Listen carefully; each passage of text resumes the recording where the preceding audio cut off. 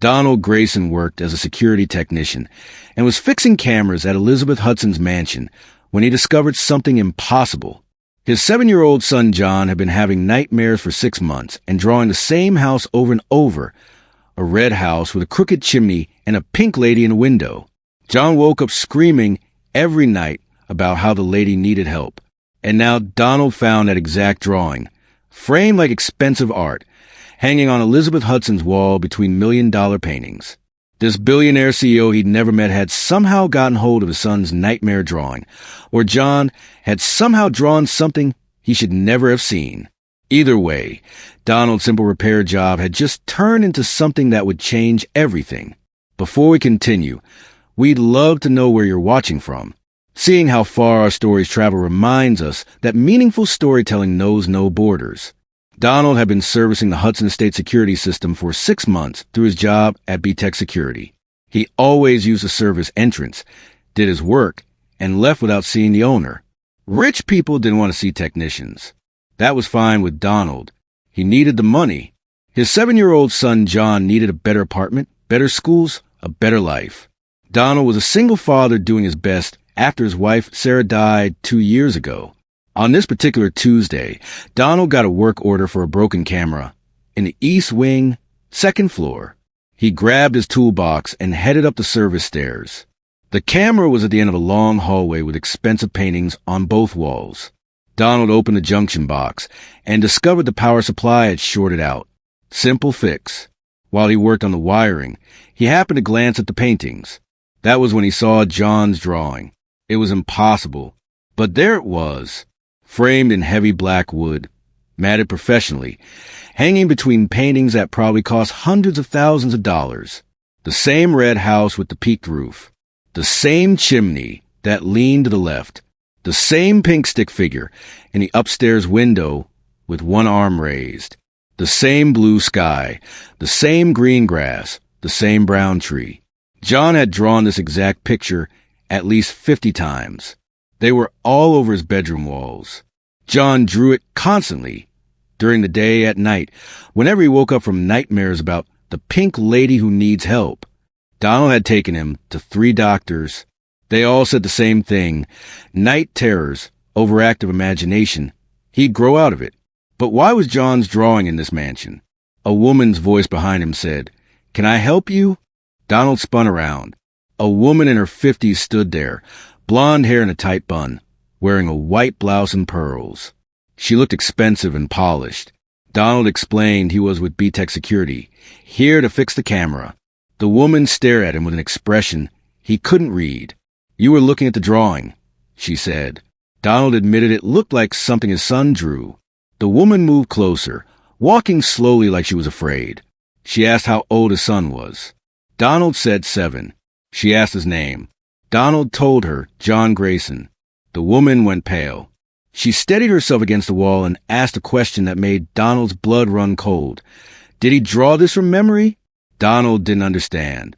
How did this woman have John's drawing? But she explained she didn't have his drawing. She had drawn that picture herself. 32 years ago, when she was 8 years old, the woman introduced herself as Elizabeth Hudson. She said she and Donald needed to have a very long conversation about his son. Donald ended up in Elizabeth's office, which was enormous with museum-quality furniture. Elizabeth poured coffee, but Donald was too nervous to drink it. Then Elizabeth told him her story. 32 years ago, when she was 8, Elizabeth was kidnapped while walking home from piano lesson. 2 men grabbed her and threw her in a van. She woke up in a house with a red roof. They kept her in a bedroom on the 2nd floor with pink walls and a barred window. She could see trees and a dirt road. The house had a red roof and a chimney that leaned left because the foundation was sinking. On the 6th day, the FBI raided the house after tracking the ransom calls. Elizabeth was rescued. The kidnappers were arrested, but then the house disappeared. The FBI had raided it, but somehow the address got lost in paperwork. The agents who led the raid died in a car accident 2 weeks later. The evidence warehouse burned down. The red house where Elizabeth spent 6 days vanished like it never existed. Elizabeth had been searching for it ever since. She hired private investigators, bought satellite images, drove down hundreds of dirt roads. Nothing. The place was erased. She showed Donald photographs of her search. Different houses. None quite right. She explained why finding it mattered. There was evidence there, something she saw but didn't understand as a child. And she thought there were other children held there. She heard them crying at night. But the FBI only found her. So when Elizabeth saw Donald's reaction to the drawing, she had to know. In 32 years, no one had ever recognized that house. But Donald did. Or rather, his son did. Donald admitted John had been dreaming about the red house for 6 months, waking up crying about the lady in pink who needs help. The doctors said it was just nightmares. Elizabeth's hands started shaking. She whispered that she wore pink the day she was taken, a pink dress, and she stood at that window every day waiting for someone to come. Then Elizabeth asked if John had ever been diagnosed with hyperthymesia. Donald didn't know what that meant. Elizabeth explained it was a rare condition of perfect memory. But there was an even rarer genetic variant, sensory recall across generations. 7 documented cases in the world where people could access sensory memories from their parents or grandparents. Not stories, but actual sensory data, what they saw, heard, felt. Elizabeth had been funding research on this for 10 years, hoping to find someone with this ability who could help her locate the red house. She thought John had this condition and got it from his mother. Donald's throat closed up. His wife was dead. But Elizabeth gently pushed. Where was she from? Where did she grow up? Donald reluctantly answered. Millbrook County, about 150 miles north, rural area. Her family had a farm. Elizabeth pulled out a map covered in red circles and XS. Millbrook County was in her search radius. If Donald's wife grew up there, if she or her family saw the red house, John could be accessing those memories. Donald said that was insane. Elizabeth agreed, but pointed out it was more insane than a 7-year-old drawing a perfect picture of the place where she was held 32 years ago. Elizabeth said she needed Donald's help. She needed to talk to John, see what else he remembered, if he could tell her where the house was. She could finally get answers and prove what happened to those other children.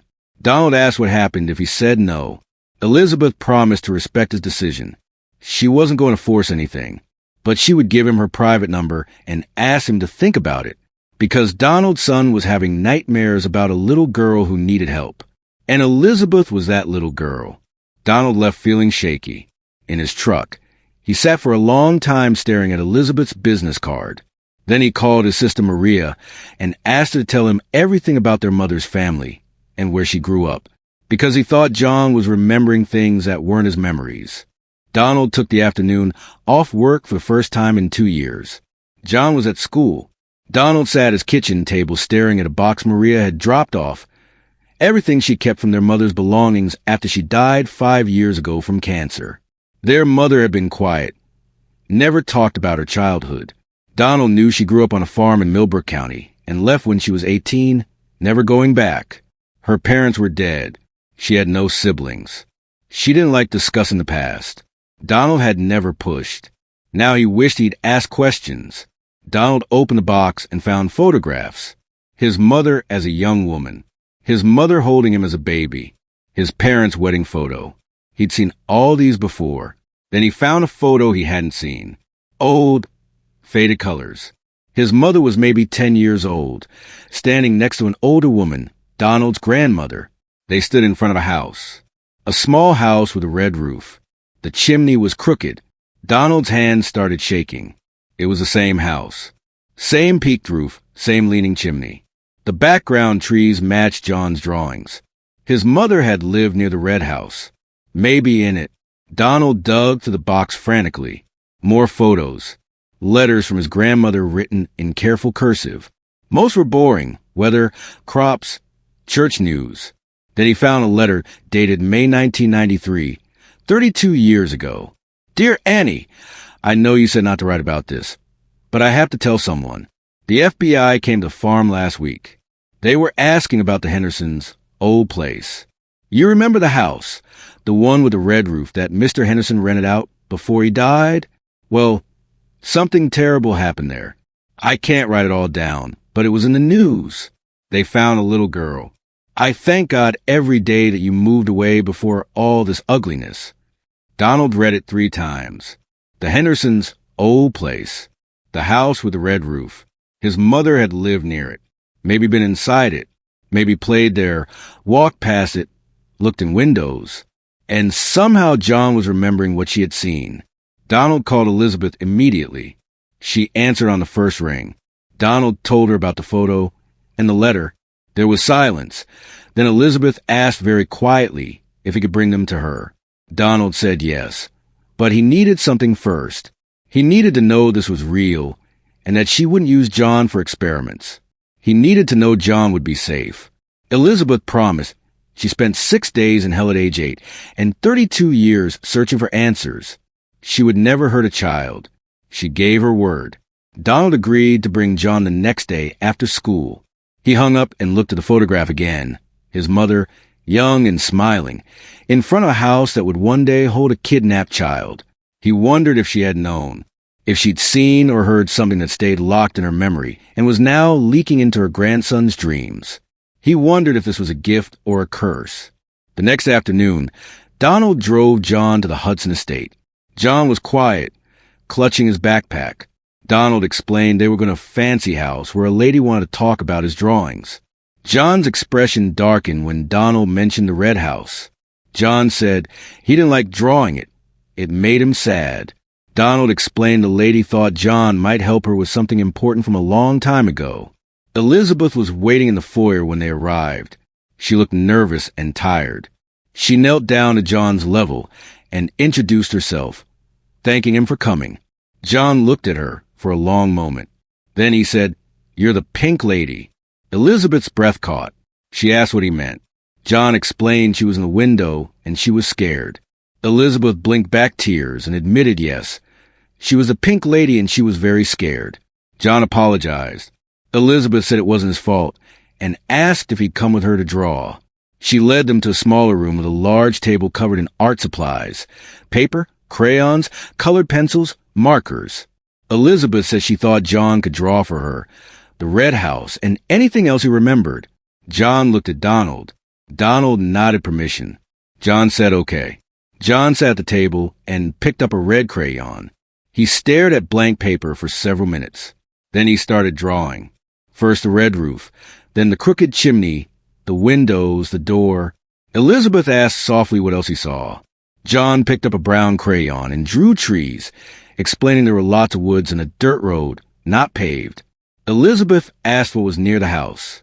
John drew a barn next to it, old, with a broken door. Elizabeth pulled out a notebook and started writing. She asked about inside. John hesitated, then picked up a pink crayon and drew a small figure in one window. He said Elizabeth was in the pink room with flowers on the walls. Old flowers. The bed had a metal frame that squeaked when she moved. Elizabeth's hand shook as she wrote.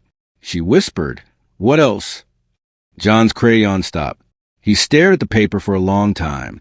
When he spoke again, his voice was quieter, scared. He said there were other rooms down the hall. The doors were locked, but he could hear them. Donald asked what he heard. John said crying. Kids crying. Elizabeth stood up abruptly and walked to the window, shoulders shaking. Donald knelt by John and said he was doing great. Could he remember anything about where the house was? John picked up a blue crayon and drew a shape in the corner. He said there was a lake.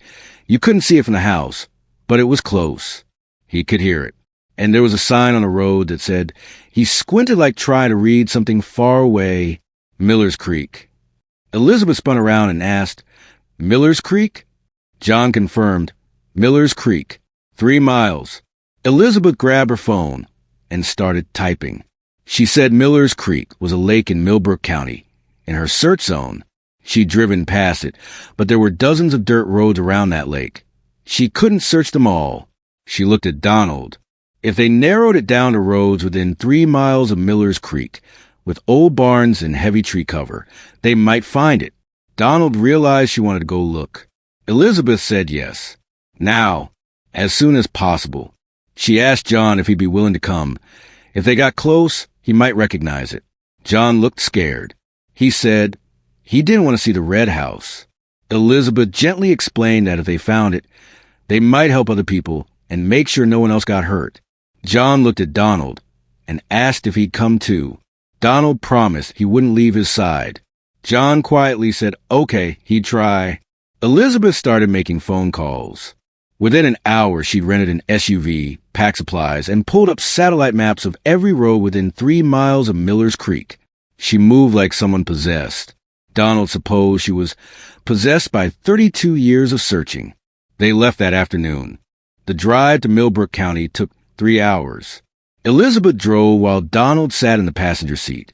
John dozed in the back, head against the window. Elizabeth asked Donald quietly to tell her about his wife. Donald said her name was Sarah.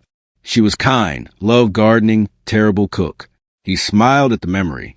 She died 2 years ago in a car accident. Elizabeth said she was sorry. Donald agreed. He was quiet for a moment, then mentioned Sarah used to have nightmares. He never knew what they were about. She'd wake up crying and say she couldn't remember. He thought it was work stress. Elizabeth asked if Sarah ever mentioned the red house. Donald said no, never. Sarah didn't talk about her childhood much. Said it was boring farm stuff, nothing worth discussing. Elizabeth suggested maybe Sarah was protecting Donald or herself. Sometimes people bury memories because they're too painful. Donald said maybe Sarah didn't remember at all. Maybe John was remembering things she never knew she knew. Elizabeth agreed that was possible. The subconscious retains everything. Every image, sound, smell.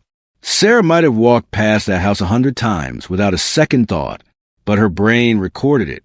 Now John's brain was accessing those records. Donald said that was insane. Elizabeth agreed, but pointed out here they were. They reached Millbrook County as the sun was setting. Elizabeth pulled into a gas station and spread maps across the SUV hood. She'd marked 17 roads within 3 miles of Miller's Creek.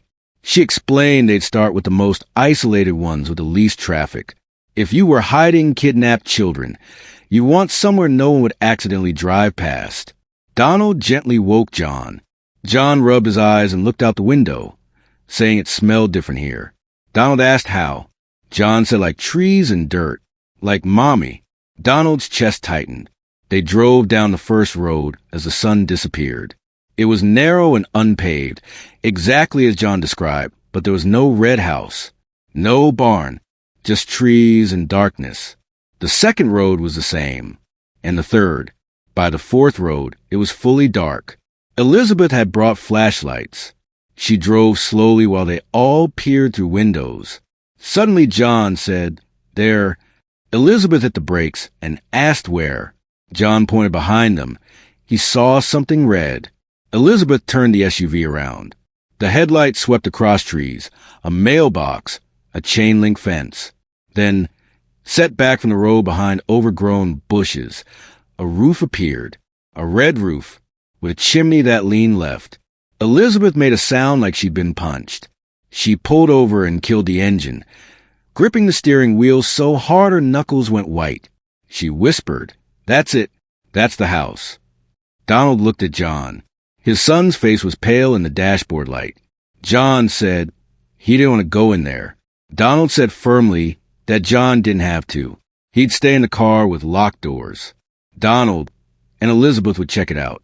Elizabeth said they should call the police. Donald asked what they'd say. They found a house based on a 7-year-old's dreams? Elizabeth closed her eyes and admitted he was right. The police wouldn't believe them. And if the kidnappers covered this up once, they might still have connections in law enforcement. Donald said they'd look around, see if there was evidence, then call police. Elizabeth hesitated, but agreed.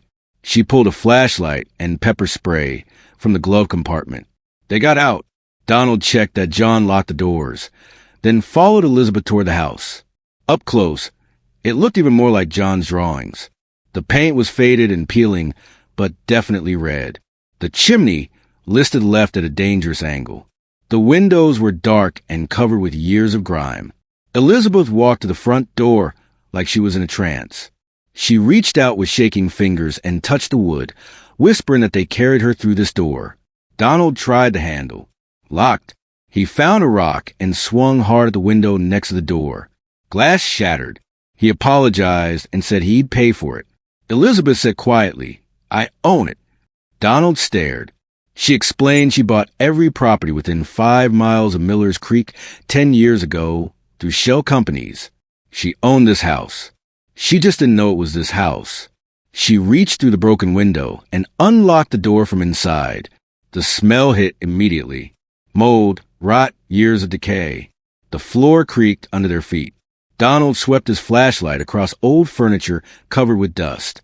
Wallpaper peeled off walls. Elizabeth said the pink room was upstairs.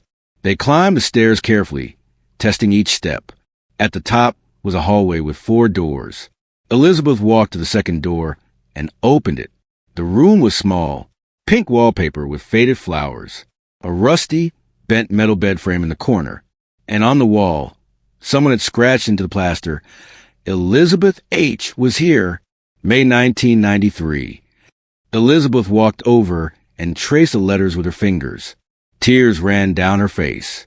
She said she wrote this with a nail she found under the bed. She thought if she died here, someone would know she existed. Donald swept his flashlight across the rest of the room.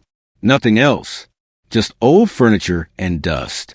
Elizabeth said John mentioned other rooms. They checked the other 3 doors. 2 were empty. The third was locked. Donald kicked it open. Inside was another bedroom, smaller. On the floor, covered in dust and cobwebs, were children's toys. A doll, a stuffed bear, a child's shoe. Elizabeth made a choking sound. She whispered she was right. There were other children here. Donald knelt and looked at the toys. Old, decades old. He said they needed to call police right now. Elizabeth grabbed his arm and said to wait. John said he heard them crying. If they were here when Elizabeth was here, they would have been taken when she was rescued. Unless, Donald finished quietly, unless they were already dead. Elizabeth's face went gray. She said they needed to search the property. If there were bodies, they needed to find them. Donald stood up and said no. They needed to call police and let them handle this. Elizabeth said the police wouldn't believe them. Donald said they would when they saw this room. Elizabeth hesitated, then nodded. She pulled out her phone. No signal. Donald said they'd have to drive back to the main road. They went back downstairs and out to the SUV. John was sitting in the back seat, face pressed against the window. When Donald opened the door, John asked if it was bad in there. Donald said yeah, it was bad, but it was over now. The lady in pink was safe. John looked at Elizabeth and asked if she was okay. Elizabeth knelt by the SUV and said she was now. She thanked John for helping her find this place. John said she was welcome and asked if they could go home now. Donald promised soon. They drove back to the main road.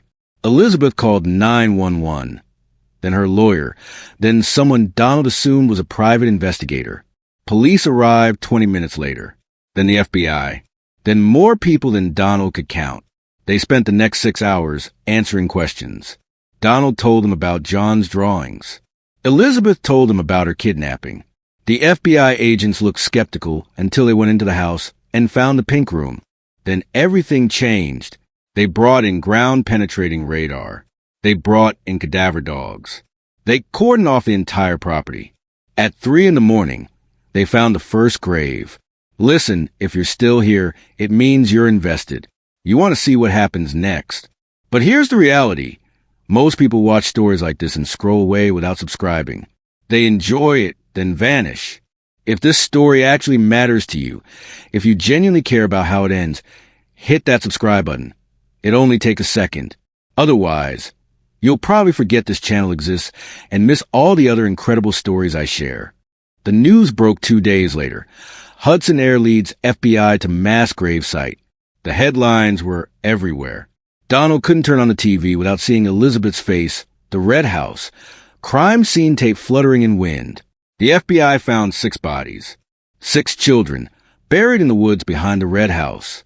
All had been reported missing between 1985 and 1993. All were found within 100 yards of where Elizabeth Hudson was held captive. The kidnappers from Elizabeth's case were already in prison serving life sentences. But the FBI reopened the investigation.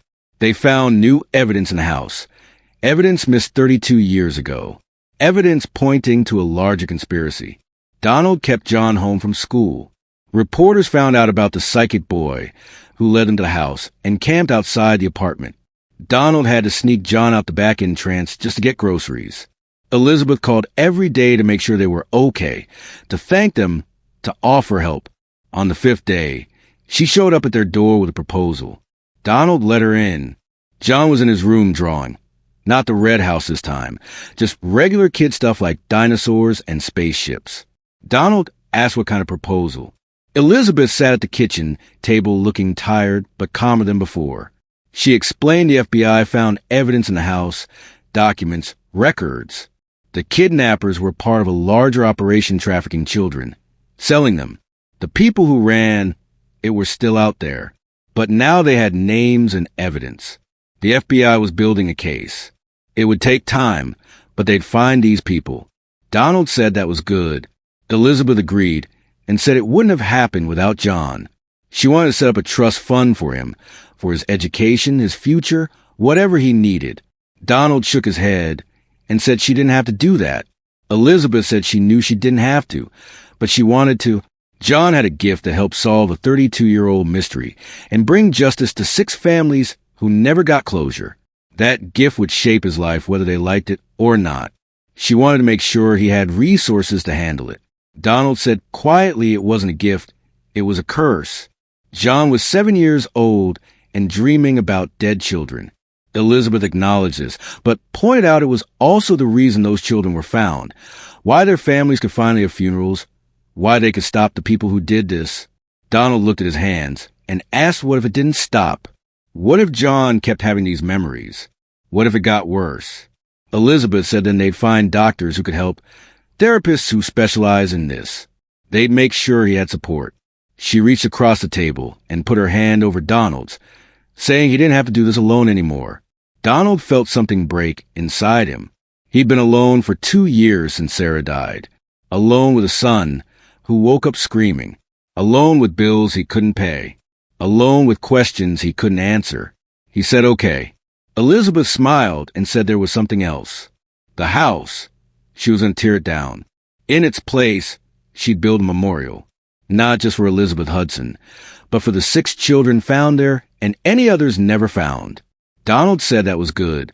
Elizabeth said she wanted John to help design it if he wanted to. She thought it might help him turn something terrible into something meaningful. Donald said he'd asked John. They sat in silence. Then Elizabeth said she'd been angry for 32 years. Angry at the people who took her. Angry at the people who let the house disappear. Angry at herself for not remembering enough to find it on her own. Donald said she was 8 years old. She couldn't have done anything differently. Elizabeth agreed, but said she spent so long being angry, she forgot how to be anything else.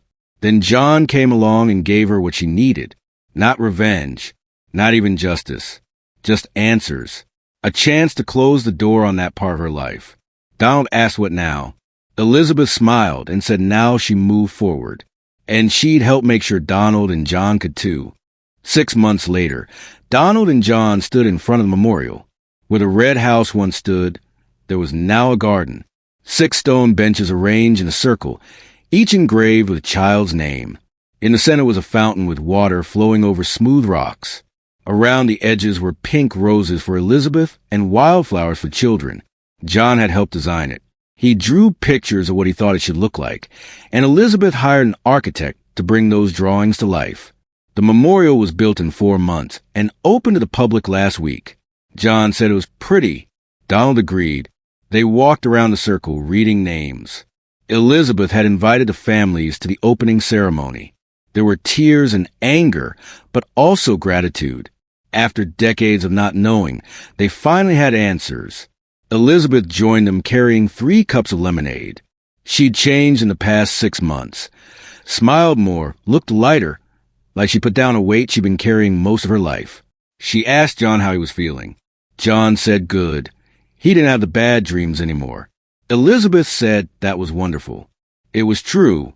Once they found the house and the truth came out, John's nightmare stopped. The doctor said it made sense. His subconscious was trying to tell him something, and once that message was delivered, it quieted down. He still had the gift. He still remembered things he shouldn't remember, but now they knew how to manage it. Elizabeth connected them with a specialist who worked with children with enhanced memory. John saw her once a week. She was teaching him how to separate his own experiences from inherited ones. Elizabeth pulled out a small box and handed it to John. Inside was a medal on a ribbon. John asked what it was. Elizabeth explained it was from the families. They wanted him to have it. It said, "For John Grayson, who brought light to the darkness." John looked at the medal for a long time, then looked up at Elizabeth and asked if he could keep drawing. Elizabeth said of course he could. He should always keep drawing. John smiled and said good, because he had a new picture he wanted to make. Donald asked what it was of. John said it was the three of them, Donald, John, and Elizabeth, and they were all happy. Donald felt his throat tighten. He knelt down and hugged his son, saying he'd like to see that picture. John promised he'd draw it tonight. They stayed at the memorial for another hour, watching other visitors come to pay respects. Some left flowers. Some just stood reading names. One woman, the mother of one of the children who'd been found, came over and hugged Elizabeth without saying a word. As the sun started setting, they walked back to the car. Donald's old truck was gone, sold to pay for a newer, more reliable vehicle. Elizabeth offered to buy him a new truck, but Donald insisted on paying himself. She compromised by setting up the trust fund for John and getting Donald a better job with a security company she owned. Same work, but pay 3 times what he'd been making. They could afford a bigger apartment now. They were moving next month. John would have his own room with space for an art table. Donald would have a kitchen where he could actually cook. Things were getting better. Donald thanked Elizabeth as they reached the car. She asked for what? Donald said for not giving up, for searching 32 years, for finding them. Elizabeth smiled and said she should thank Donald. He and John gave her something she thought she'd never have, peace. Donald said she gave them something too, hope. He drove home as the sun disappeared behind trees. John fell asleep in the back seat, medal still clutched in his hand. Donald looked at his son in the rearview mirror and thought about Sarah. She would have been proud of John for being brave, proud of Donald for protecting him, proud that her memories, however they'd been passed down, helped bring justice to forgotten children. When they got home, Donald carried John to bed and tucked him in. He sat on the edge of the bed for a moment, watching his son sleep. He whispered to Sarah, wherever she was, "Thank you for giving him this gift." Then he went to the kitchen and looked at the drawings John had taped to the refrigerator. The red house was there, but crossed out with a big red X. Next to it was a new drawing, a garden with flowers and benches, and 3 stick figures holding hands. Donald smiled. They'd walk through darkness and come out the other side. The nightmares were over. The truth was told. And for the first time in 2 years, Donald felt like he could breathe. He made himself coffee and sat at the table thinking about the future, about John growing up, about the trust fund that would send him to college, about the specialist helping him control his gift, about Elizabeth, who'd become more than just a billionaire CEO. She was a friend, part of their family. The phone rang. Donald answered. It was Elizabeth apologizing for calling so late, but she just got word from the FBI. They made 3 arrests tonight. The people who ran the trafficking operation were going to trial. Donald closed his eyes and said that was good. Elizabeth said it was because of John, because of what he remembered. The evidence they found in the house led straight to these people. Donald said John was asleep, but he'd tell him in the morning. Elizabeth thanked him for everything. Donald thanked her back. He hung up and sat in the quiet kitchen, listening to his son breathe in the next room. The past was finally buried. The truth was finally told. And the future, for the first time in a long time, looked bright. Donald picked up one of John's crayons from the table, and on a scrap of paper, he drew a simple picture. A house, not red, but blue, with a straight chimney and flowers in the yard. 2 stick figures in the window, both smiling. He taped it to the refrigerator next to John's drawings. A new beginning, a new perspective, a new life. This story teaches us that traumatic memories and unresolved pain don't simply disappear with time. They persist across generations until they're acknowledged and healed. Elizabeth spent 32 years searching for closure, while John inherited sensory memories he didn't understand, showing how the past can haunt families in unexpected ways. The key lesson is that healing comes not from running away from painful truths, but from facing them with courage and support from others. When Donald chose to trust Elizabeth despite his fears, when Elizabeth chose to build a memorial instead of seeking revenge, and when they worked together instead of staying isolated in their separate struggles, they transformed generational trauma into generational healing. This reminds us that our greatest burdens become lighter when we share them, that children deserve protection, but also truth appropriate to their understanding, and that sometimes the most broken parts of our past can become the foundation for a better future when we choose hope over fear and community over isolation. Before you go, let me ask you something, Dot. If the story kept you listening until now, why not subscribe? A lot of people watch. A lot of people enjoy. But most never click that button. Don't just be a viewer. Be part of this. Like the video if it hit. Share it with someone who'd love it. Subscribe so you don't miss what's next. And drop a comment telling me your favorite part of the story. I really want to know what stood out to you, though, and be honest. Do you want part 2?